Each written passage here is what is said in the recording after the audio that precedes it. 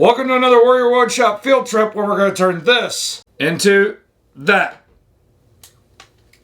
Whoa, it works!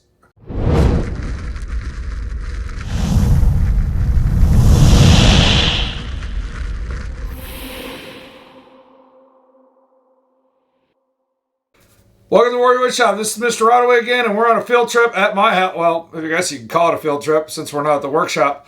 But we're in our office family room where we're going to change this light out to a ceiling fan, a 44-inch off-brand. I think we got it at Menards a few years ago. So there's no particular brand I can give you a reference. We paid for this. When it comes to ceiling fans, you're going to have to read the directions of how they all mount. I probably mounted maybe 15, 20 over my life span, and they've all had similar but different mounting brackets, things like that. But when it comes to the wiring, that's pretty standard. You usually have a 4-wire configuration, and we'll go into that, what happens if you have 3 wires in the ceiling. So first thing you want to do, make sure you got power off. So let me get this taken apart.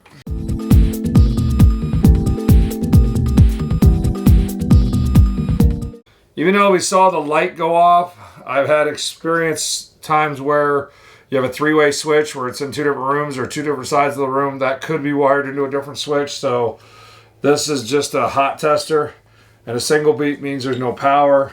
I'm just double checking to make sure that I'm not going to get zapped, because unfortunately I've been zapped enough times in my life. I don't want to get zapped again.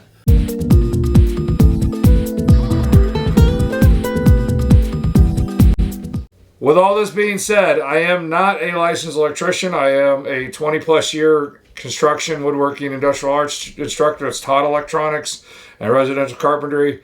So I have a pretty good background. However, I do not have a license in electrical to be doing the work outside of my home. So if in doubt, contact a licensed electrician for any questions or verification. Now that we got our wires exposed, we need to figure out if we got a 3-wire system or a 4-wire system. A 3-wire system means you have 1 power wire, and a 4-wire system would mean you have 2 power wires, which would allow you to have a separate switch for the fan and light rather than a combined. So I got kind of like, cool, we've got a separate, a double switch wire here because of the red. However, it turns out our system's a little unique because power does not terminate at our switch. It continues on to the next room. So it looks like the black wire is just a pass-through along with the neutral. And our red wire will be our switch wire, and the black will be the power. So we have a little unique system. The way I found this out is I actually opened up the switch, and I was like, darn it, we only have a 3-wire system. I've kind of figured out what that red wire was. Again, not a licensed electrician. However, I've taught this and done this enough times that I'm very familiar with what I'm working with. If in doubt, contact a local electrician to double check your methods, but always work with the power off. So now that we know we have a 3-wire system, we've got our neutral, which is the white, we've got our power, which is the black or the red, and we have our ground. So we've got our power established. The switch is already hooked up there. In this case, it'll break the power to the entire light/fan, and we'll use the pull chain to designate which function we're using. So let's get on to mounting the brackets.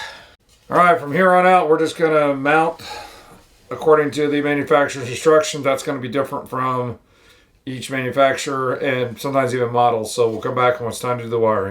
Now this one's actually pretty cool. It's got this hole right here and this hook, which go figure I put it so you can't see what I'm doing. But a lot of times you need a helper to sit there and hold part of it while you're doing that. But this one here happens to have this little hanger bracket. So here we are in typical ceiling fan wiring. There is actually 3 wires coming out of the ceiling fan, 2 hots, a neutral, and then the 4th wire here is the ground. So the ground will get wire netted into the bare copper. We'll do that last because that's usually the toughest one to do. In a 3-wire system, you're going to wire both the light and the motor to your switch wire or your power supply.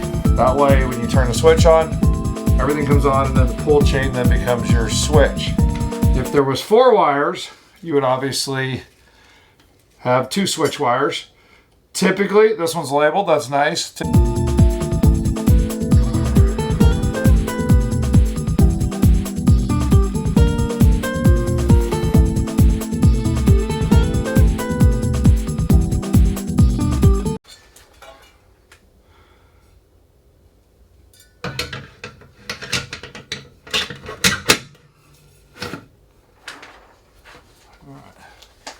One of the things we did, it says to do now, but we went ahead and did on the ground, was take out the blade mounting screws because gravity kind of has its way of wreaking havoc sometimes. So next, put the blades together and install the blades.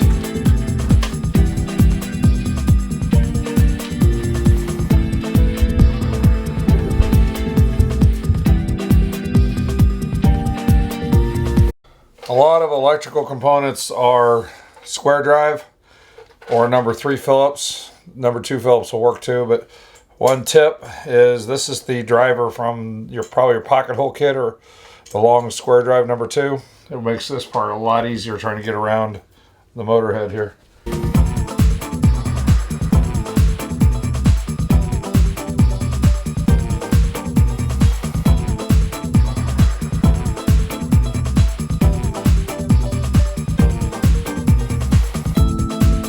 Alright, if you just want a ceiling fan, you're done. We're going to check the breaker, make sure it works here. And then the next part will be take this cover off and install the light component. Alright, hit the switch. Oh, Jesus. I guess it works. Shut it off.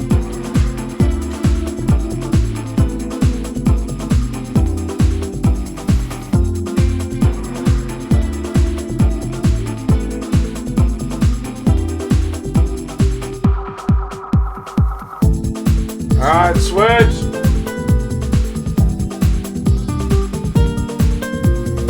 Yep, and leave it on. Alright, so the center one is our light fixture.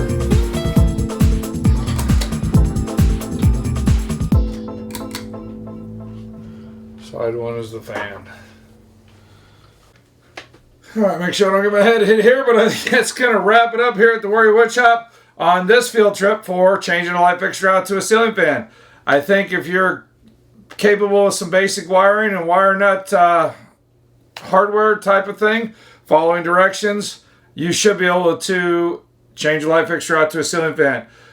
Make sure you've got the ceiling fan box. It is a good idea to have a helper because I would have been crawling up and down a ladder or having to have a pocket full of screws.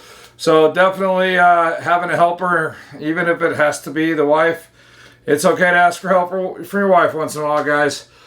But changing a light fixture out to a ceiling fan isn't that difficult of a task. Again, if you're not comfortable, consult a licensed electrician and make sure you got the correct box in the ceiling. Otherwise, this would come crashing down of the weight and torque of the fan moving. So make sure you subscribe and hit that bell notification for when we do other field trip videos like this. And after you're done flipping all of the breakers to figure out which one this one is, go out and make some sawdust.